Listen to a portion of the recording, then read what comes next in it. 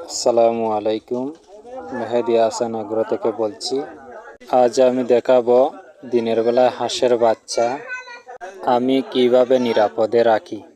ছোট হাঁসের বাচ্চা বিড়াল, কুকুর, শিয়াল ও বন্যপ্রাণীর আক্রমণে খুব সহজেই মারা যায়।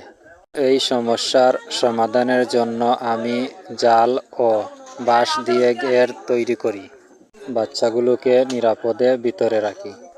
ভিতরে খাবার ও পানির ব্যবস্থা রাখা হয় যাতে বাচ্চাগুলো নিরাপদে খেতে পারে। রাতে আমি বাচ্চাগুলোকে ঘরের ভিতরে নিয়ে যাই। এই পদ্ধতিতে বাচ্চার মৃত্যু হার অনেক কমে যায় এবং বাচ্চা দ্রুত বড় হয়। আপনারা যারা হাঁস পালন করতে চান তারা এই পদ্ধতি ব্যবহার করতে পারেন। ভিডিওটি ভালো লাগলে লাইক, কমেন্ট ও শেয়ার করবেন এবং আপনারা আপনাদের খামারের বাচ্চাগুলো কিভাবে রাখেন কমেন্ট করে জানাবেন। ধন্যবাদ সবাইকে সাথে থাকার জন্য।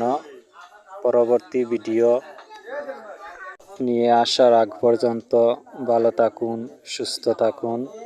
আসসালামু আলাইকুম। ধন্যবাদ সবাইকে।